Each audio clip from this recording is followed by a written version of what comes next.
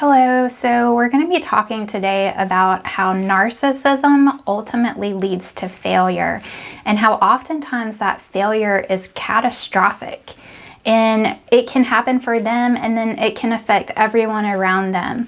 But the Bible says that pride comes before a fall. And for a narcissistic person, they do future faking, not just for you, but they are future faking themselves more than anyone else in their lives. And I heard a really good example of this today. So I was listening to something where they were talking about the Titan submersible and about Stockton Rush, who was the person who designed the Titan submersible and had been charging people large amounts of money to bring them down in the submersible, even though it wasn't certified, and even though he had received letters from other experts in the field warning him that there could be great damage and even catastrophic results if he continued using it, because they had great concerns about the safety of the craft that he had built. But how he ignored all of that. He ignored all of the warnings and just kept plowing right through them until not only did he lead himself into disaster, into literally a catastrophic implosion in the end, but also those who he had convinced to come along with him for the ride, also experienced the same fate. And so that really just stood out to me, because I think this is such a good example of generally what happens with a narcissistic person when they let their pride get out of control and they don't heed the warnings and they learn to turn off the warnings around them, so to speak. Because you can think of it like a smoke detector. So a smoke detector, even though the noise is really loud and annoying to us, it's to warn us of danger, to warn us of coming danger. So when the smoke detector goes off, we know that there's smoke, and so it tells us to go look for, okay, what's causing the smoke? Is there a fire? Have I left something in the oven? Like, what is causing the smoke right now? So that we can do a little investigation and figure out what needs to be fixed so that we don't have, something doesn't turn into a huge fire and just burn everything down, right? And so with a narcissistic person, they don't like smoke detectors.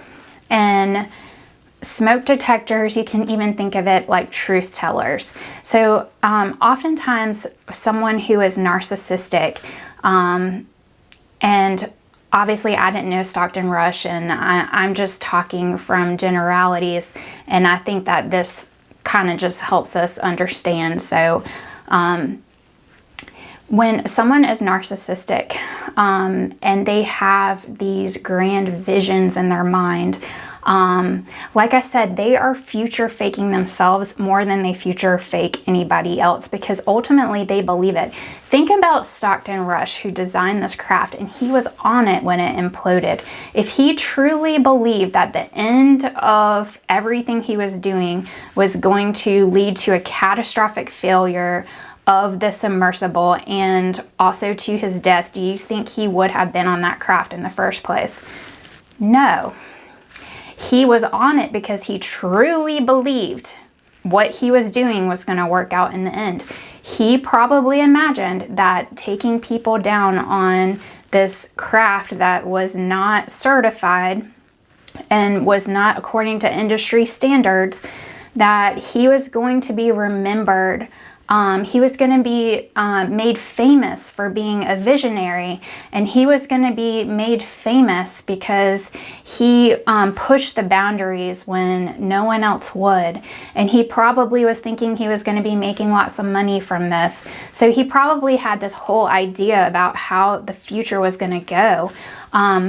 And he believed in it so much, and he was willing to ignore all the other warnings along the way that came, because there were warnings that came from all over.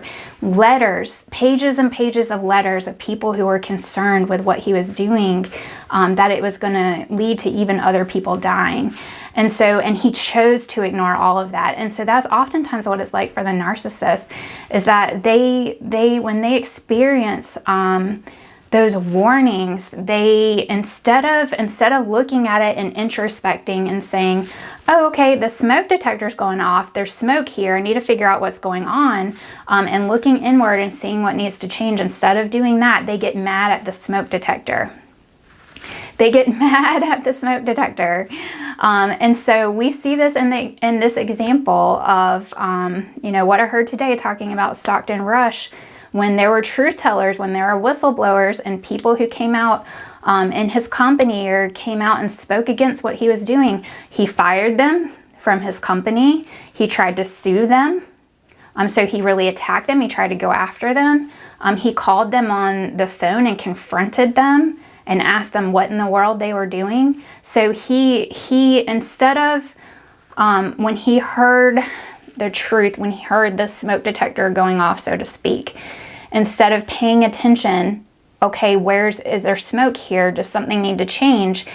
It's like he grabbed the smoke detector off the wall and just tore it apart and yelled at it, told it to shut up, and threw it out of the house. So that is what it's like for someone who is a narcissist. They want to shut it down. They want to shut it up. When someone's speaking the truth, they want to shut it up. They don't want to listen. They don't want to hear it. And the thing is that, and you may have done this if your smoke detector was going off. You may have gotten annoyed with it and put it outside, or like taken the batteries out of it, right? But the smoke detector is there for a reason. It's there to keep us safe. And if we do that long enough, we may be able to silence the alarm for a certain time.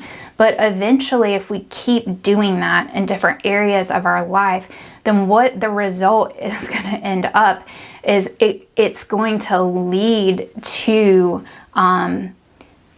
disastrous things down the road. Because when we ignore the truth long enough, we can do it for a time, like I said. With that Titan submersible, I think it made, I can't remember, it might have been like 12 or 14 trips before it imploded. And each of those times they were going down and coming back and going down and coming back. It seemed okay. But it was on, I think, the 14th time that the entire thing imploded. So, you can silence the truth for a time. It can seem like things are working for a time, but if you continue to do that and you continue to take those truth tellers, those smoke alarms, those warnings, and you take them and you just throw them out of the house, eventually the whole house will burn down. And so that's what happens with someone who's narcissistic. The future that they're believing in generally is not going to come to pass. What they are thinking is going to happen in the future is generally not what the future is going to be like for them, because there's disaster awaiting someone who refuses to hear and listen to the truth. Also think of it like the story of Icarus, if you remember that. That was a Greek myth. And so Icarus, his father had made wings for him and had told him that if he got too close to the sun, the wax would melt and that he would fall. So not to fly too high and not to fly too low where his wings could get wet with the ocean. But Icarus decided to keep flying up higher and higher. And as he got closer to the sun, it's like his wings just began to melt away. And he tried flapping, but they were just melting all around him. And he just fell into the ocean and drowned. And I know that's not a very nice story, but it's an example of what that kind of pride, that kind of hubris, that kind of refusal to listen to advice, and just wanting to exalt ourselves, wanting to raise ourselves up higher than we belong. The Bible says, don't think of yourself more highly than you ought. And it's important that we be sober-minded and we just have a good idea of, what we should be doing and what we shouldn't. And when we're constantly overreaching and stepping outside of those healthy boundaries and going beyond where we should go, there's some places you shouldn't go and there's some things that you shouldn't do. And for a narcissistic person, they might ignore those boundaries. They might just ignore that. And, you know, it's like the saying that says, fools rush in where angels fear to tread. It can be like that with a narcissist because of their pride. They can just refuse to recognize those normal boundaries and just go into places they don't need to be and do things that they don't need to be doing, and just kind of overreach beyond the boundary of what really is ultimately healthy for them, but also will affect the people around them. Because that is something to be aware of. Like with Stockton Rush and the Titan Submersible, he not only did he end up dying in the end because he continued to push forward in this unsafe craft despite what everyone said, but there were total, including himself, of 5 people who died. So he brought 4 other people along with him. And these weren't, you know, unintelligent people. These were successful, wealthy, educated people. And he had talked into and convinced of this vision that he had, and convinced to go along with what he was doing and ride in this craft. He talked other people into it with him. So not only did it affect his very life, but it affected people that he kind of talked into going along with him. And that's why, you know, that's part of why it is so important that if we don't want to be yoked to or tied to a person who is very narcissistic, because their pride is going to lead to a fall. And if we are tied to that, then it's also going to affect us. You know, if we're tied to that and we're going along with it, then when it falls apart in the end, then it also is going to affect us as well, unfortunately. So we definitely don't want to be in a situation like that.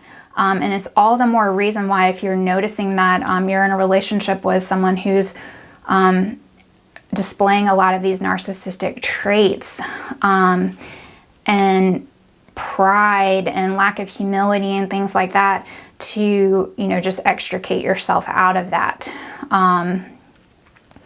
Because it can, you know, they can go down a road that is dangerous and can lead them into a place where it's catastrophic results. It may not be something that leads to death or something that extreme, but they may go down a road that's going to lead to, you know, being hundreds of thousands of dollars in debt, financial debt, or some kind of situation, legal situation that you just can't get out of. And you don't want to be tied to something like that.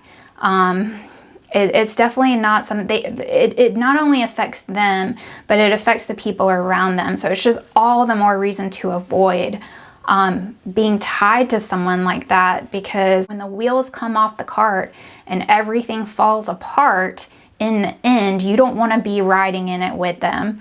So that's what I had to share today, friends, and I hope that helps. I look forward to seeing you next time. Bye.